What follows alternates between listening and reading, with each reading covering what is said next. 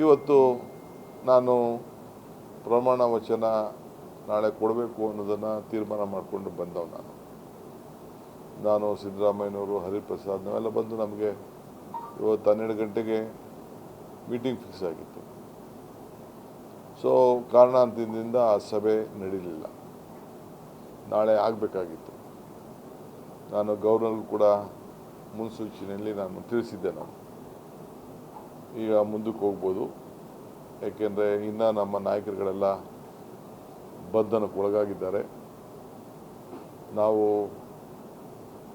ಪ್ರಧಾನಮಂತ್ರಿಗಳ ಮನೆ ಮುಂದೆ ಇಷ್ಟೊತ್ತು ಪ್ರತಿಭಟನೆ ನಡೀತಾ ಇತ್ತು. ಎಲ್ಲರನ್ನೂ ಬಂಧಿಸಿದ್ರು, ಭಾಳ ಅಸಭ್ಯದಿಂದ ವರ್ತನೆ ಮಾಡಿದ್ರು, ನನ್ನೂ ಕೂಡ ಎಳೆದಾಡಲಿಕ್ಕೆ ಪ್ರಯತ್ನ ಮಾಡಿದ್ರು.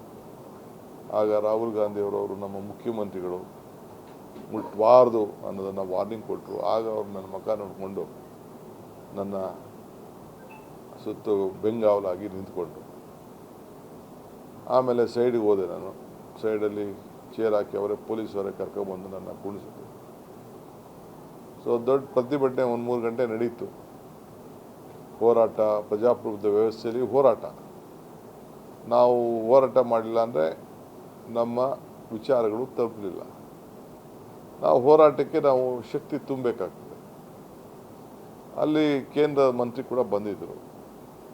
ಅವರು ಕೂಡ ಹೇಳಿದ್ರು, ಇಲ್ಲ ಬಿಡಿ ಅಂತ ಹೇಳಿದ್ರು. ನಾವು ಎರಡೇ ಪ್ರಶ್ನೆ, ನಮ್ಮ ಚರ್ಚೆಗೆ ನಾಳೆ ಅವಕಾಶ ಕೊಡಿ, ರಾಜೀನಾಮೆ ಕೊಡಿಸಿ, ಅಷ್ಟೇ, ನಮಗೆ ಬೇರೆ ಇನ್ನೇನಿಲ್ಲ ಅಂಥೇಳಿ ನಮ್ಮ ನಾಯಕರು ರಾಹುಲ್ ಗಾಂಧಿಯವರು ಅವ್ರ ತಿಳಿಸಿದ್ರು. ಅವರು ತೀರ್ಮಾನವನ್ನು ಮಾಡೋಕ್ಕಾಗಲಿಲ್ಲ. ನಮ್ಮ ಪ್ರತಿಭಟನೆ ನಡೀತಾ ಇತ್ತು. ಭಾಳ ಅಸಭ್ಯ ರೀತಿಯಲ್ಲಿ ನೀವೆಲ್ಲ ಮಾಧ್ಯಮದವರೆಲ್ಲ ತೋರಿಸ್ತಾ ಇದ್ದೀರಿ.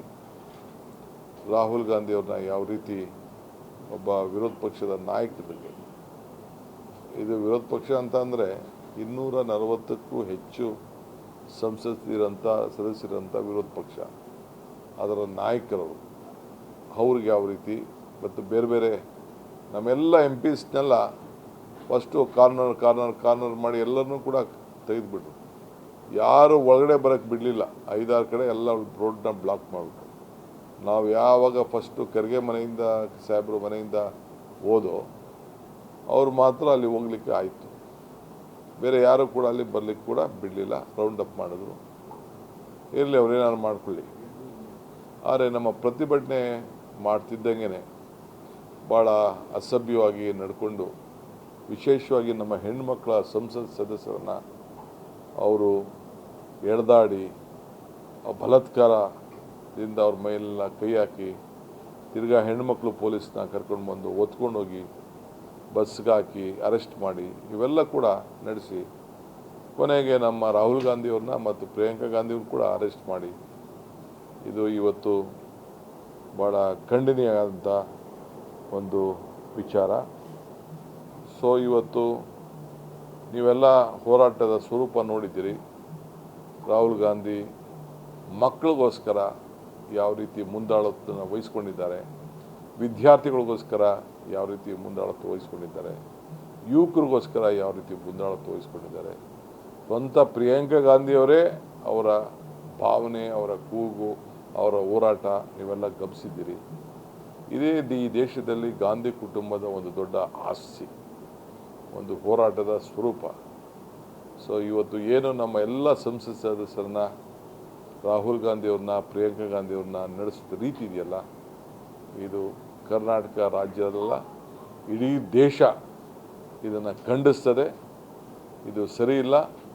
ನಿನ್ನೆ ವಿದ್ಯಾರ್ಥಿಗಳ ಮೇಲೆ ಏನು, ನಮ್ಮ ಮಕ್ಕಳ ಮೇಲೆ, ಈ ದೇಶದ ಭವಿಷ್ಯದ ಮೇಲೆ ಏನು ಇದು ಪೊಲೀಸ್ ಲಾಠಿ ಏಟು ಬಿದ್ದು ಎಲ್ಲ ಇವತ್ತು ಹಾಸ್ಪಿಟಲಲ್ಲಿದ್ದಾರೆ. ಅವ್ರಿಗೆ ಯಾವ ರೀತಿ ನೋಡ್ಸಿದ್ದು ನೀವೆಲ್ಲ ಎಲ್ಲ ಮಾಧ್ಯಮದವ್ರನ್ನೂ ಬಂದ್ ಮಾಡಿಬಿಟ್ಟಿತ್ತು. ಮಾಧ್ಯಮದವ್ರಿಗೆ ವಿಜುವಲ್ಸೇ ಸಿಕ್ಕಲಿಲ್ಲ. ಆದರೆ ಕೆಲವರೆಲ್ಲ ನೋಡ್ಕೊಂಡಿದ್ದಂಥವ್ರು ಯಾರ್ಯಾರು ರೆಕಾರ್ಡ್ ಮಾಡಿ ಕಳಿಸಿದ್ರು, ಅದು ಎಲ್ಲ ಕೂಡ ನೀವು ಮಾಧ್ಯಮದವರು ತೆಗೆದುಕೊಂಡು ಇವತ್ತು ನೀವೆಲ್ಲ ಅದನ್ನು ತೋರಿಸಿದ್ದೀರಿ. ಇನ್ನೂ ಬೇಕಾದಷ್ಟು ದಾಖಲೆಗಳು ಬರ್ಬೋದು. ಸೊ ಅವ್ರನ್ನ ಯಾವ ದನಗಳಿಗೂ ಕೂಡ ಆ ರೀತಿ ಯಾರೂ ಹೊಡೆಯೋದಿಲ್ಲ, ಪ್ರಾಣಿಗಳಿಗೂ ಕೂಡ ಯಾರೂ ಹೊಡೆಯೋದಿಲ್ಲ.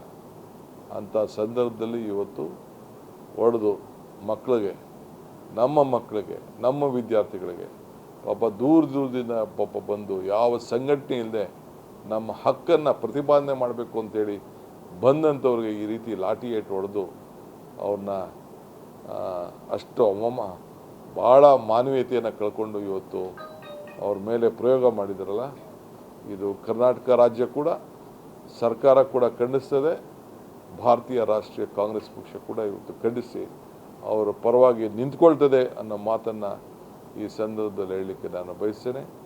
ಇವತ್ತು ರಾಹುಲ್ ಗಾಂಧಿಯವ್ರನ್ನ ಮತ್ತು ಪ್ರಿಯಾಂಕಾ ಗಾಂಧಿಯವ್ರನ್ನ ಮತ್ತು ಎಲ್ಲ ನಮ್ಮ ಸುಮಾರು 100 ಜನ ಸಂಸತ್ ಸದಸ್ಯರನ್ನ ಇವತ್ತು ಬಂಧಿಸಿ ಇವತ್ತು ಅರೆಸ್ಟ್ ಮಾಡ್ಕೊಂಡು ಹೋಗಿದ್ದಾರೆ. ನನಗೆ ಬೇಡ, ನಿಮ್ಮನ್ನ ಮುಟ್ಟಕ್ಕಾಗಲ್ಲ ಅಂಥೇಳಿ ಪಾಪ ನನಗೆ ರಿಕ್ವೆಸ್ಟ್ ಮಾಡಿಕೊಂಡ್ರು. ಆಯಿತು ಅಂಥೇಳಿ ನಾನು ಈಗ ತಾನೇ ಬಂದಿದ್ದೇನೆ. ಇರಲಿ, ಬಟ್ ಇದು ಖಂಡನೀಯ. ಪ್ರಜಾಪ್ರಭುತ್ವ ವ್ಯವಸ್ಥೆಯಲ್ಲಿ ಮಕ್ಕಳ ಭವಿಷ್ಯ ಮುಖ್ಯ. ನಮ್ಮ ಹೋರಾಟ ಈ ಕೇಂದ್ರ ಸರ್ಕಾರದ ವಿರುದ್ಧ ಮುಂದುವರಿತದೆ. ಕೇಂದ್ರದ ಮಂತ್ರಿಗಳು ರಾಜೀನಾಮೆ ಕೊಡಲೇಬೇಕು, ಮಕ್ಕಳಿಗೆ ನಾವು ನ್ಯಾಯ ಒದಗಿಸ್ಕೊಡ್ಬೇಕು, ಪಾರ್ಲಿಮೆಂಟಲ್ಲಿ ಈ ವಿಚಾರ ಚರ್ಚೆ ಆಗಲೇಬೇಕು ಅಂಥೇಳಿ ನಾನು ಒತ್ತಾಯವನ್ನು ಮಾಡ್ತಾ ಇದ್ದೀನಿ.